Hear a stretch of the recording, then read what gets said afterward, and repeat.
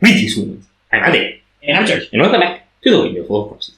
So, in 1969, man first set foot on the moon, and in 2021, man rode the moon. And by man, we mean Tommy Youngson.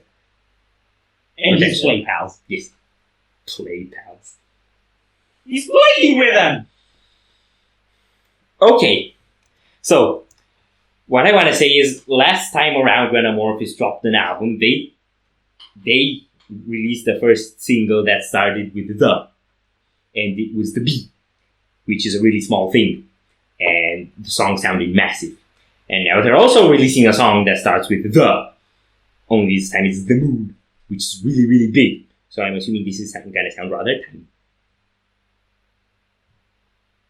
Okay, so Amorphis is great, Finnish metal is great, and Amorphis is part of the reason why, a big part of the reason why. The last album was brilliant, I am really hyped about it, it's long overdue. This was suggested by Ben from Orbit Culture Fans. So, in case any of the Orbit Culture fans are watching this, shout out to Ben. Follow him. I think we're gonna go. Yeah. So, are you ready? No.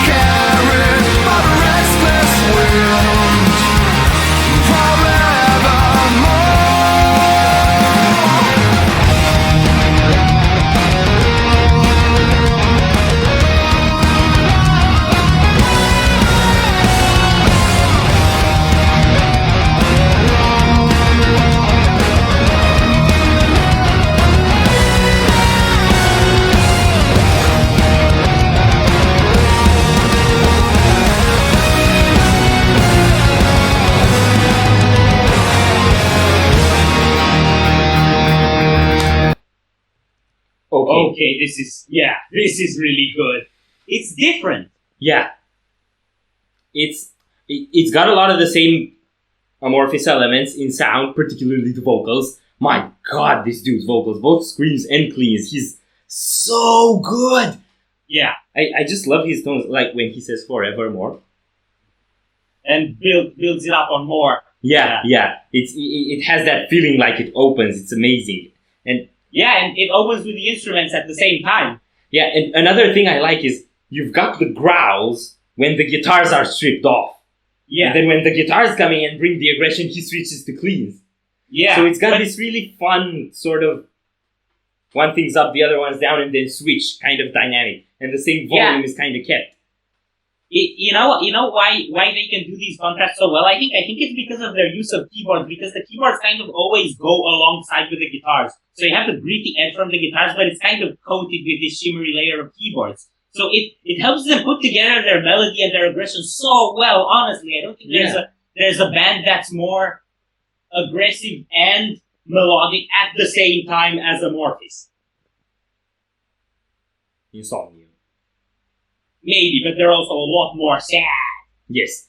Amorphis is kind of sad too, because Finland, everyone's freaking depressed up there. Can I say, is it just me, or do you think that in the verses it's actually going quite proggy? Yeah, on the guitar riff especially. They got some pretty cool, like, rhythm, trippy stuff. Yeah, and they got these kind of, I don't know, a bit earlier or a bit later slaps on the snare. It's not the typical constant pace. So yeah, that's they really got cool. some syncopated stuff. Yeah, I've actually seen Amorphis labeled prog before. I don't exactly see them as prog, but they definitely have some prog elements, and that fits really cool in here. Yeah. Okay, solo. What do you think of the solo?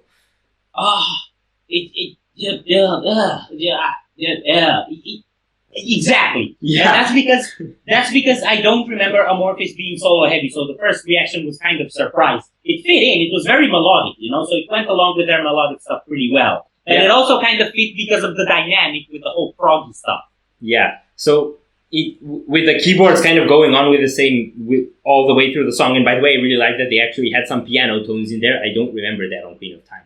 So you kind of had that melodic element, and I think guitars bringing melodies as well through the song. And then after the chorus, I always kind of expect a break. And in the beat, for example, you get a break. You have that dip, and it peers back into the intro and whatever. And in this one, it's like it just kept the same energy going, but into the solo. Like the solo almost peered out of the chorus, kind of.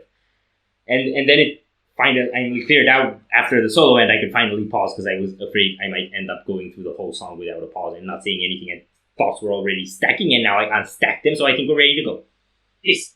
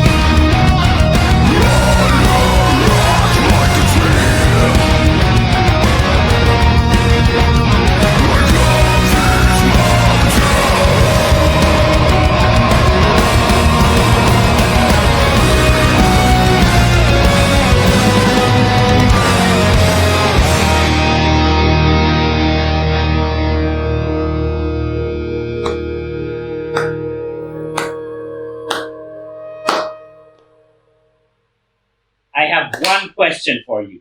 Yes. Did you hear it? No. No. Okay, now you'll have to explain. I think I may have explained it already in the Star One reaction, but Noah, aka Noah Gruman, is the vocalist of Stardust, which is a progressive symphonic metal band from Israel, the best band from Israel, and in my opinion, one of the best bands in the world. And their second album is called Strangers and looks like this. And this is handmade by Noah for the moi. Okay, now the reason Flexing. why we bring up Noah is because there were some female voices in this. And Yes.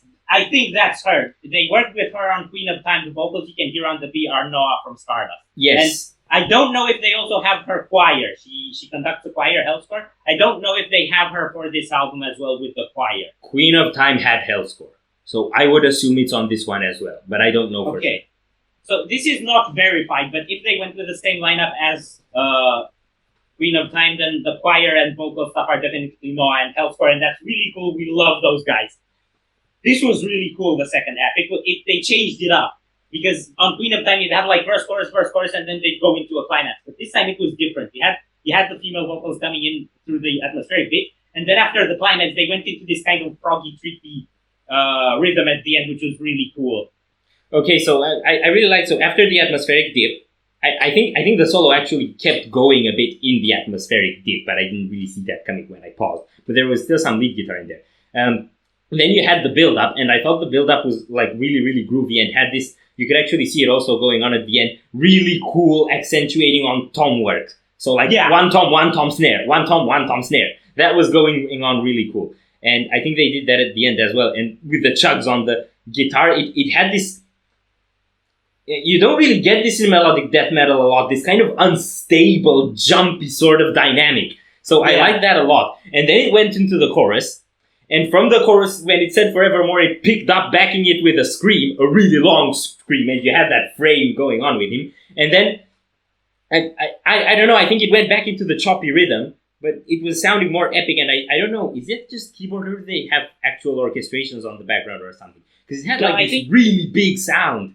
Yeah, I think they do a lot of their sound effects from the keyboard. That's why he has a lot of keyboards. Yeah. Also, I want to say about the frame that you were saying with the long sustained scream, the face he did was kind of Devin Townsend, if you know the picture that I'm talking about. Yes. Yeah. And one more thing I want to say about that is it came along with the cleans. This is how Amorphis built a lot of climax. You have harsh and clean alternating through the songs, and then at the end they put them together. Yeah. That was so cool. And I have one more comment about the video, which is there's a very big moon in it. Big surprise. It's big, but it's not a surprise. And everything's got gray tones because that's the Finnish people's idea of daylight.